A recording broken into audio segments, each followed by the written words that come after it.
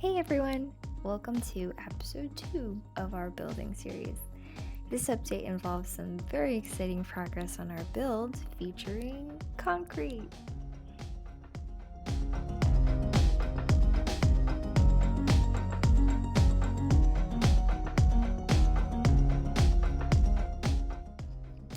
To give a bit of context, our building plan is split into two phases, one for our main house and one for a smaller guest house. As you can see, the houses will be built perpendicular to the road, with the main house further from the road than the guest house.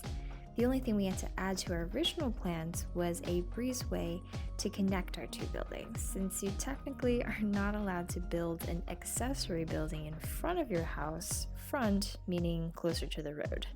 But I guess if you connect them, it counts as one house. Don't ask me, I didn't write the rules.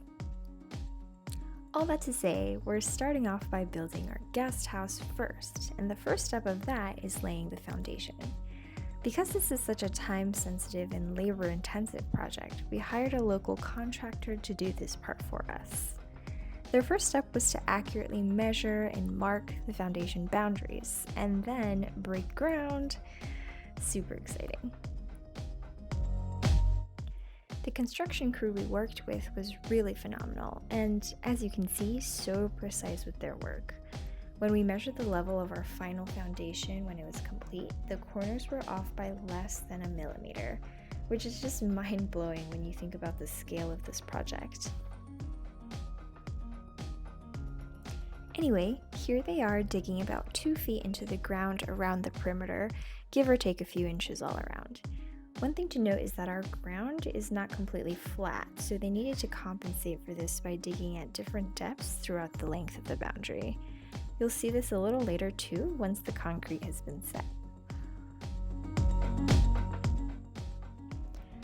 Once these trenches are dug out, they are first filled with rebar structures, which, by the way, need to be hand-cut, bent, and then wired together to form these supports.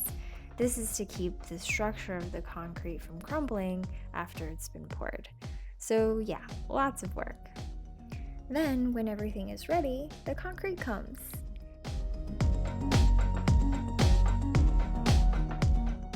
Concrete is super finicky because it has a relatively short working time span. That's why concrete trucks will spin so that the wet concrete is kept moving and mixing to prevent it from drying out and becoming unusable.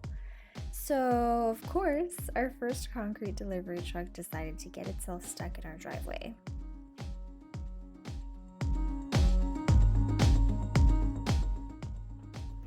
Honestly, to this day, it's still a mystery to us how this even happened. But it just looked like the truck missed the turn and ended up in our culvert ditch at the entrance of the property. We ended up having to call an industrial tow truck to literally lift the concrete truck out of the ditch, which of course took over an hour and a half.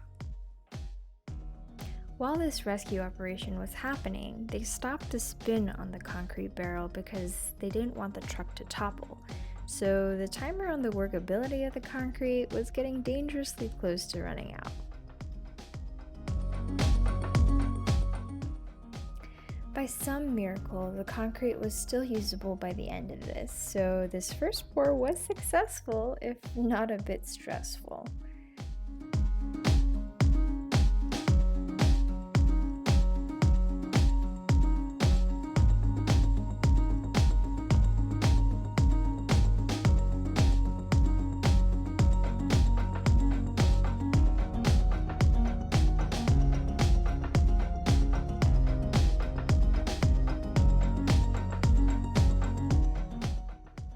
The footers were left to set over the weekend, and you can now see that the level of the concrete varies around the perimeter to compensate for the slight incline of the land.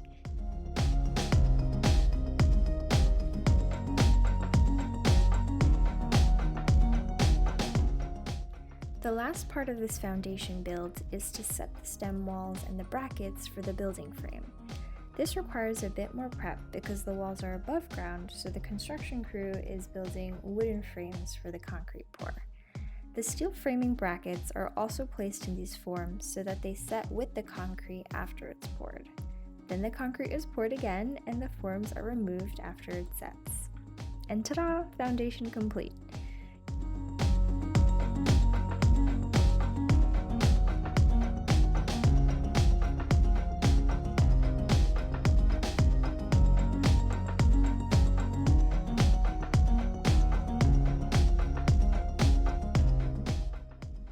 In total, it took less than a week to get from breaking ground to a finished foundation.